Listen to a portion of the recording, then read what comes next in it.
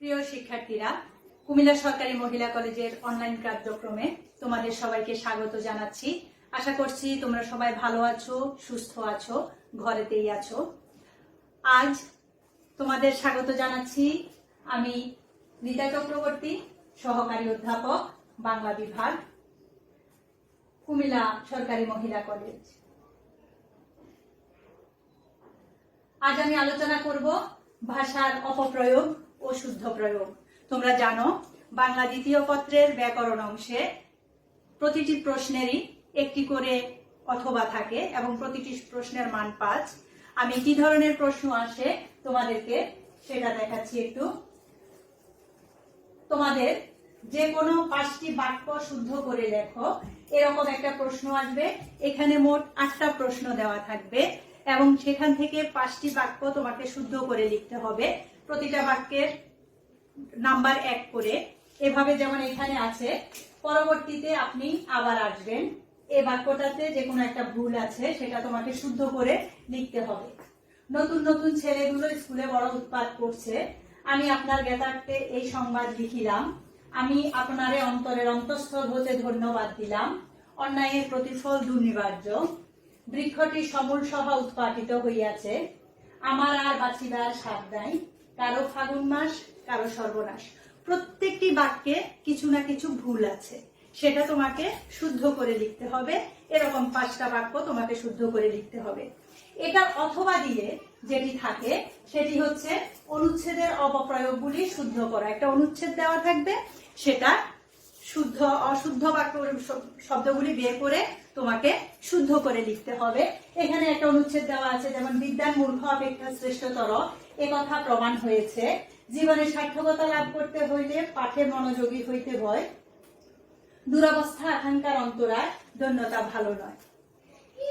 এই অনুচ্ছেদটি থেকে তোমাকে শুদ্ধ করে অনুচ্ছেদটি লিখতে হবে। এ ধরনের প্রশ্ন আসে। আমরা এখন দেখব বাক্যের অপপ্রয়োগ। অপপ্রয়োগ মানেই হচ্ছে ভুল প্রয়োগ।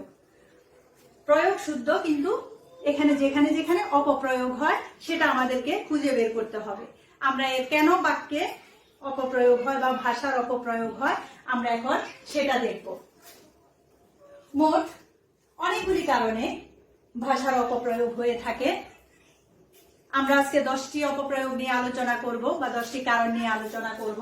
প্রথমেই আছে বানানজনিত ভুল, যথার্থ শব্দ প্রয়োগ না করার ভুল, সাধু ও চলিত রীতির মিশ্রণজনিত ভুল, বহুবচনের প্রয়োগজনিত ভুল, বাহুল্য দোষ, বাচ্যজনিত ভুল, লৈঙ্গিক সঙ্গতিজনিত ভুল, প্রবাদ প্রবচনজনিত ভুল, বাগধারার ভুল প্রয়োগ, যথাযথ বিশেষণ প্রয়োগজনিত ভুল।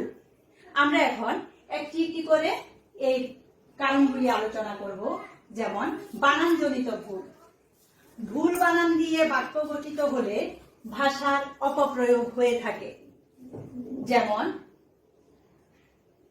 এখানে অশুদ্ধ বাক্য দেওয়া থাকে, প্রশ্নে তোমার দেওয়া থাকবে, যেমন গীতাঞ্জলি একখানা কাব্যগ্রন্থ। এখানে আমরা জানি, আমরা বাংলা বানানের শুদ্ধ রূপ যখন পড়েছিলাম তখন আমরা পড়েছিলাম যে অঞ্জলিযুক্ত সকল শব্দে হ্রস্বইকার হবে। এখানে গীতাঞ্জলি বানানটা খেয়াল করো, গীতাঞ্জলি বানানটা দীর্ঘইকার দেওয়া আছে। এটা শুদ্ধ হবে, গীতাঞ্জলি বানানটা হ্রস্বইকার হবে। এই গীতাঞ্জলি বানানটা ভুল। আমরা জানি অঞ্জলিযুক্ত শব্দে হ্রস্বইকার হয়, তার মানে এখানে তোমাকে হ্রস্বইকার দিয়ে লিখতে হবে। তাহলে গীতাঞ্জলি একখানা কাব্যগ্রন্থ, এখানে বানানের ভুল আছে। এরকম যেমন আরো কিছু শব্দ আছে। যেমন আরেকটা বাক্য আমি আরো কয়েকটা বাক্য তোমাদের সুবিধার্থে আলোচনা করছি। যেমন অশুদ্ধ বাক্য হচ্ছে অতি লোভে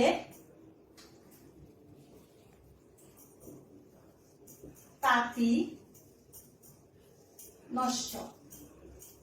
অতি লোভে তাঁতি নষ্ট। দেখো এখানে তাঁতি বানানটাতে ভুল আছে। এটা শুদ্ধ কি হবে? অতি লোভে, অতি লোভে। তাঁতি বানানটা হবে তয় চন্দ্রবিন্দু আকার, তয় রস্মিকার, তাঁতি নষ্ট। তাহলে তোমার প্রশ্নে আসবে অতি লোভে তাঁতি নষ্ট, তাঁতি বানানটাতে ভুল থাকবে, তোমাকে শুদ্ধ করে লিখতে হবে অতি লোভে তাঁতি নষ্ট। করো আরেকটা বাক্য আমি বলছি, আমি তোমাদের সুবিধার জন্য প্রতিটা কারণে 2-3টা করে উদাহরণ দিতে চেষ্টা করব। যেমন একটা প্রশ্ন এরকম, বিভিন্ন সময় বোর্ড পরীক্ষায়ও আসে, অপরাহ্ন বানানে অনেকেই, এটা কি বাক্য? অনেকেই ভুল করে বা করে। এখন দেখো অপরাহ্ন, এই অপরাহ্ন বানান, অপরাহ্নের শুদ্ধ বানানটা কি হবে? অপরাহ্ন। মূর্ধন্য, মূর্ধন্য হলে সেটা নিচে বসে, আর যেটা পিঠে বসে সেটা হচ্ছে দন্তন্য। আমরা জানি অপরাহ্ন বানান মূর্ধন্য দিয়ে হবে। আমরা এবার পরবর্তী নিয়মে চলে যাই। পরবর্তী নিয়মটা দেখো, পরবর্তী নিয়মটা হচ্ছে যথার্থ শব্দ প্রয়োগ না করার ভুল। বাক্যে যথার্থ শব্দ প্রয়োগ না হলে ভাষার অপপ্রয়োগ হয়ে থাকে। যেমন আপনি সপরিবারে আমন্ত্রিত, এখানে শুদ্ধ হবে কি? আপনি সপরিবারে আমন্ত্রিত। দেখো প্রশ্নে বা অশুদ্ধ বাক্যে যে সপরিবারটা দেওয়া আছে সেটা হচ্ছে দন্ত স বয় সংযুক্ত দিয়ে তারপরে পরিবার লিখছে। এখানে এই দন্ত স নিচে ব যুক্ত যে সটা, সেই স এর অর্থ হচ্ছে নিজ, এই স এর অর্থ হচ্ছে নিজ, কিন্তু এখানে নিজ পরিবার না, এখানে বুঝিয়েছে আপনি পুরো পরিবারে, মানে পরিবার সহ নিমন্ত্রিত। তাহলে এটার বাক্যটা কি হবে? আপনি সপরিবারে আমন্ত্রিত, অর্থাৎ শুধু স হবে, দন্ত স হবে, অর্থাৎ পরিবার সহ আপনার পুরো পরিবার আমন্ত্রিত। বাক্যটাতে এটা বোঝানো হয়েছে আপনার পুরো পরিবার আমন্ত্রিত, মানে স দন্ত স নিচে ব হবে না। এই ধরনের আমি আরো 1-2টা উদাহরণ তোমাকে দিচ্ছি। যেমন আমরা প্রায়ই বলে থাকি কথাটি বা বাক্যটি সঠিক নয়, আমরা সঠিক বলি, আসলে সঠিক না, এটা শুধু ঠিক হবে। সটা বাক্যটি ঠিক নয়, তাহলে তোমাকে এখানে যদি আসে সঠিক নয়, তোমাকে এখানে লিখতে হবে সটা বাদ দিয়ে শুধু ঠিক নয়। অথবা কিছু কিছু বাক্য আসে এরকম, মেয়েটি ভয়ানক সুন্দরী, মেয়েটি ভয়ানক সুন্দরী। দেখো সুন্দর কখনো ভয়ানক হয় না, তাহলে এখানে ভয়ানক শব্দটা বাক্যের যথার্থ প্রয়োগ হয়নি। কি হবে? এটা হবে মেয়েটি অত্যন্ত সুন্দরী, মেয়েটি অত্যন্ত সুন্দরী বা মেয়েটি খুব সুন্দরী, কিন্তু এখানে ভয়ানক শব্দটা ব্যবহার হবে না। আমরা পরবর্তী পরের নিয়মে চলে যাই। পরবর্তী নিয়মে আছে দেখো, সাধু ও চলিত রীতির মিশ্রণ জনিত ভুল। আমরা জানি বাক্যে সাধু এবং চলিত রীতির যখন মিশ্রণ হয় তখন এটাকে আমরা কি বলি? গুরুচণ্ডালী দোষ। আর বাক্যে গুরুচণ্ডালী দোষ হলে সেটা বাক্যে ভুল হয় বা বাক্যে অপপ্রয়োগ হয়। দেখো এখানে আমরা অনেক সময় প্রায়শই আমরা রাস্তাঘাটে হাঁটার সময় দেখি এইভাবে সাইনবোর্ড দেওয়া আছে, বাড়ি ভাড়া দেয়া হইবে। এখানে দেয়াটা হচ্ছে চলিত ভাষা আর হইবেটা হচ্ছে সাধু ভাষা। তাহলে এই বাক্যটিতে কি হয়েছে? গুরুচণ্ডালী দোষ হয়েছে। তাহলে শুদ্ধ কি হবে? বাড়ি ভাড়া দেয়া হবে, হয় হবে দেয়া, আর যদি দেয়া হয় তাহলে হবে কি? হবে। আর যদি হয় দেওয়া তাহলে কি হবে? হইবে। অর্থাৎ যদি আমি সাধু বাক্যে সাধু ভাষায় লিখি তাহলে পুরো বাক্যটা আমাকে সাধু ভাষায় লিখতে হবে, আর যদি চলিত ভাষায় লিখি তাহলে পুরো বাক্যটা আমাকে চলিত ভাষায় লিখতে হবে। এরকম যদি আমরা আরো 1-2টো উদাহরণ দিতে যাই তাহলে দেখবো, যেমন তাহারা, আরেকটা বাক্য আমি বলছি, তাহারা মাঠে খেলা করছে। আমি এখানে বলেছি তাহারা, তাহারা হচ্ছে সাধু ভাষা, এখানে বলছি করছে, এটা হচ্ছে চলিত ভাষা। তাহলে কি হবে? তাহারা মাঠে খেলা করছে জায়গায় হয় হবে তারা, তাহারার জায়গায় হবে তারা মাঠে খেলা করছে, অথবা তাহারা মাঠে খেলা করিতেছে। আমি তাহলে পরবর্তীতে কর্মটাকেও আমি কি করব, সাধু ভাষায় নিয়ে যাব, করিতেছে হবে। তারা মাঠে খেলা করছে। এরপরে আমরা পরবর্তী নিয়মে যাই। আরো একটা বাক্য এরকম আমরা বলতে পারি, যেমন শিক্ষককে দেখিয়া সে চলে গেল। দেখিয়া না হয়ে সেখানে হবে দেখে। শিক্ষককে দেখে সে চলে গেল। আর যদি আমি চলিত ভাষা বলি কি হবে, শিক্ষককে দেখিয়া সে চলিয়া গেল। দেখিয়া হলে চলিয়া হবে। অর্থাৎ এরকম বাক্যের মধ্যে সাধু এবং চলিত রীতির মিশ্রণ হতে পারবে না। তাহলে কি হবে, বাক্যের অপপ্রয়োগজনিত ভুল হবে। আমরা পরবর্তী নিয়মে চলে যাই। পরবর্তী নিয়ম, প্রিয় শিক্ষার্থীরা, আমরা দেখি পরবর্তী নিয়মটাতে কি আছে। পরবর্তী নিয়মটাতে হচ্ছে বহুবচনের অপপ্রয়োগজনিত দোষ। বাক্যের শব্দকে একবার বহুবচনে রূপান্তরিত করলে পুনরায় তার বহুবচন করলে ভাষার অপপ্রয়োগ হয়। যেমন অশুদ্ধ বাক্যে দেওয়া আছে সব মাছগুলোর দাম কত।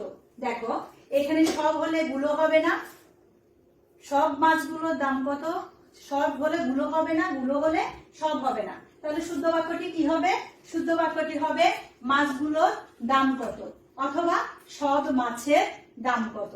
আমি যদি আরো একটা দুটো উদাহরণ তোমাদেরকে দিতে যাই, যেমন সব পাখিরা উড়ে গেল। দেখো এই বাক্যটাতে কি ভুল আছে, এই বাক্যটাতে সব আছে আবার রা আছে। অর্থাৎ সব হলে পাখিরা হবে না, শুধু পাখি হবে। সব পাখি উড়ে গেল অথবা পাখিরা উড়ে গেল। আরো যদি বলি যাবতীয় প্রাণীকুল এ গ্রহের বাসিন্দা। যাবতীয় প্রাণীকুল এ গ্রহের বাসিন্দা। আমরা যদি বলি প্রাণীকুল বললে যাবতীয় বলবো না, যাবতীয় বললে প্রাণীকুল বলবো না। অর্থাৎ যাবতীয় প্রাণী বলতে প্রাণীকুলকে বোঝায়, অর্থাৎ সব প্রাণীকে বোঝায়। আবার প্রাণীকুল বললেও সব প্রাণীকে বোঝায়, তাহলে যাবতীয় বললে কুল বলবো না। এবার আমরা চলে যাই পরবর্তী নিয়মে। আমরা দেখি আমাদের পরবর্তী নিয়মে কি আছে। পরবর্তী নিয়মটি হচ্ছে বাহুল্য দোষ।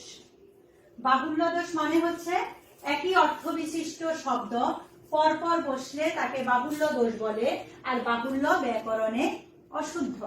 অর্থাৎ একটি বাক্যে এক শব্দ একবার মাত্র বসবে, দুইবার বসতে পারবে না। যেমন অন্নাভাবে প্রতি ঘরে ঘরে হাহাকার, মানে অন্যের অভাবে প্রতি ঘরে ঘরে হাহাকার।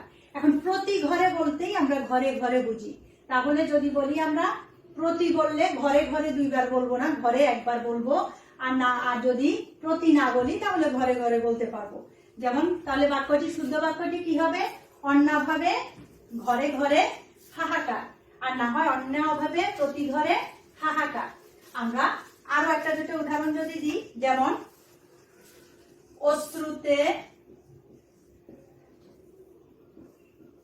বুক, আমরা অশ্রু জলে বুক ভেসে গেল। অশ্রু জলে বুক ভেসে গেল। দেখো অশ্রু মানেও হচ্ছে চোখের জল। অশ্রু শব্দের অর্থ হচ্ছে চোখের জল। তাহলে যদি আমরা বলি অশ্রু জলে, তাহলে কি হবে, চোখের জলে জলে বুক ভেসে গেল। সেটা না বলে আমরা বলবো, আমরা তাহলে এটা শুদ্ধ বাক্য কি হবে, অশ্রুতে বুক ভেসে গেল, আর না হয় চোখের জলে বুক ভেসে গেল। অর্থাৎ হয় অশ্রুতে হবে, না হয় চোখের জলে হবে।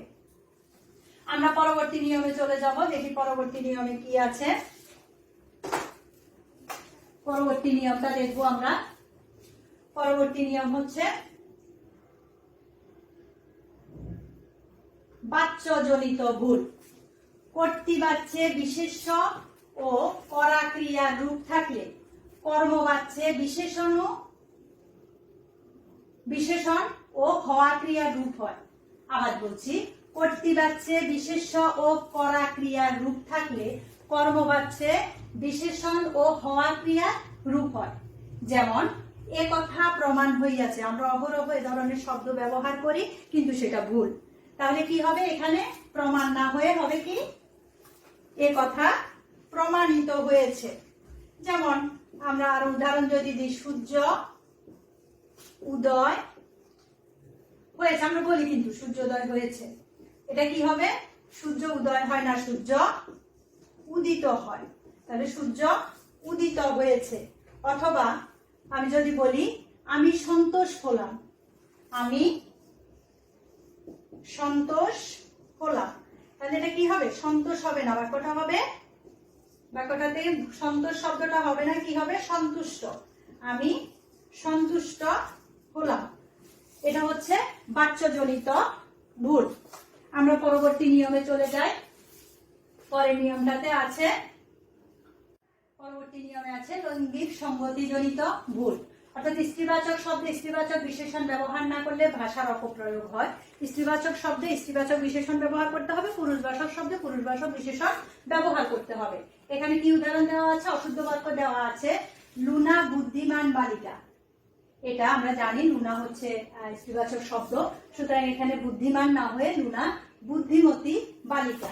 আমরা যদি আরো উদাহরণ দিতে যাই, দেখো আরো দু একটা উদাহরণ দিচ্ছি আমি। যেমন আজ তার কনিষ্ঠ কন্যা, আজ তার কনিষ্ঠ কন্যা বিয়ে। এখানে দেখো যেহেতু কন্যা কনিষ্ঠ হবে না, শব্দটা কি হবে? কনিষ্ঠা। তাহলে কনিষ্ঠর জায়গায় এখানে ব্যবহার হবে কনিষ্ঠা কন্যা বিয়ে, আজ তার কনিষ্ঠা কন্যা বিয়ে। অথবা আরেকটা উদাহরণ যদি দিই, আজকাল বিদ্যান মহিলার অভাব নেই, আজকাল বিদ্যান মহিলা। তাহলে বিদ্যান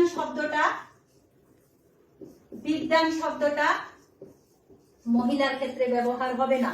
স্ত্রীবাচক শব্দে কি হবে? বিদ্যান স্ত্রীবাচক শব্দ হবে বিদুষী। আজকাল বিদুষী মহিলার অভাব নেই, বিদ্যানের পরিবর্তে বিদুষী ব্যবহার হবে। এগুলি হচ্ছে লৈঙ্গিক জনিত ভুল। আরো যদি আমরা আরেকটা উদাহরণও যদি বলি, যেমন বেগম রোকেয়ার মতো মহান নারী দেখা যায় না, বেগম রোকেয়া মহান নারী না, কি হবে এখানে? মহীয়সী নারী। তাহলে এই ধরনের লৈঙ্গিক ভুল বাক্যে হতে পারবে না। পরের নিয়মে কি দেখছি? পরের নিয়মটা হচ্ছে প্রবাদ প্রবচন জনিত ভুল।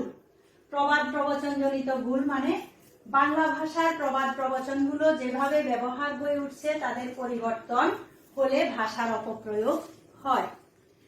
অর্থ হয়তো একই রকম, কিন্তু প্রবাদটা যে হিসেবে ব্যবহার হয়ে আসছে যুগ যুগান্তর ধরে, আমাদেরকে ঠিক সেভাবেই ব্যবহার করতে হবে। যেমন এখানে একটা প্রবাদ প্রবচন আছে, আমরা প্রায়শই শুনি, দশচক্রে ঈশ্বর ভূত। এখানে দশচক্রে ঈশ্বর ভূত, প্রথম শব্দে আরো একটা ভুল আছে, ভূত বানানটাও ভুল আছে। এটা হবে দশচক্রে ভগবান ঈশ্বর না হয়ে ভগবান হবে। যদি আমরা জানি যাহা ঈশ্বর তাহাই ভগবান, এখানে ভগবান না হয়ে ঈশ্বর না হয়ে ভগবান ভূত হবে। এরকম প্রবাদ প্রবচনগুলি ঠিক যেভাবে আছে সেভাবে প্রবাদ প্রবচনগুলি প্রয়োগ করতে হবে। যেমন আরেকটা শব্দ আমি যদি বলি, গরিবের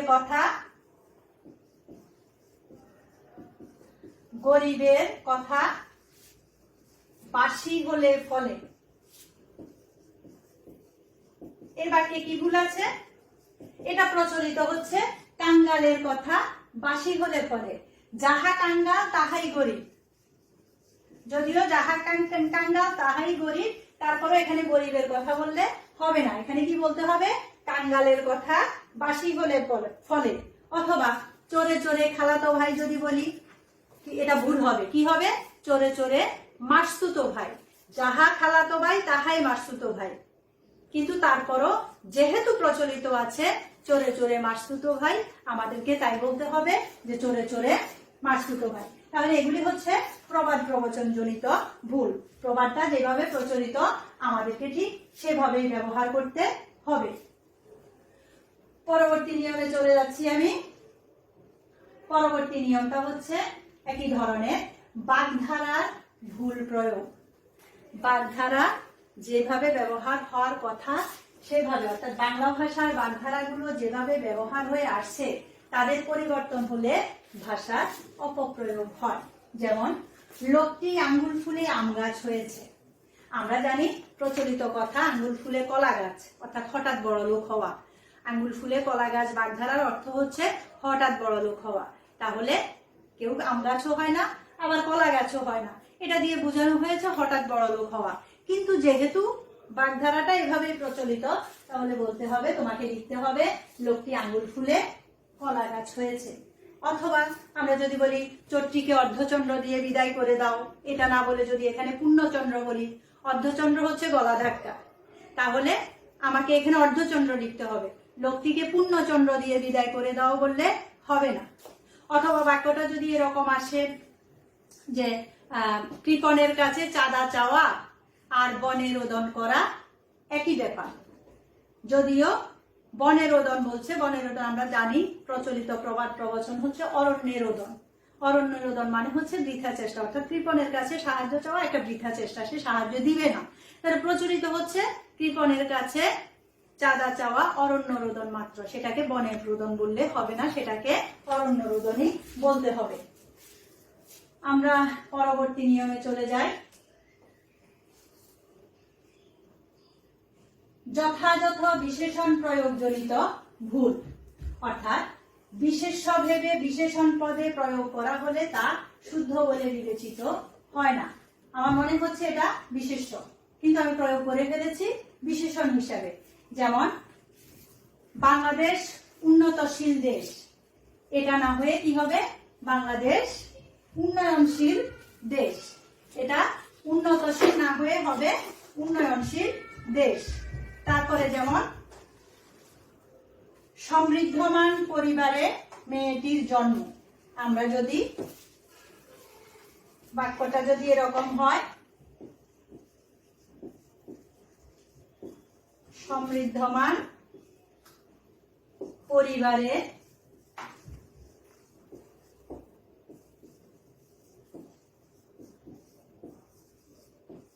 মেয়েটির জন্ম, কি হবে এবারে কি ভুল আছে?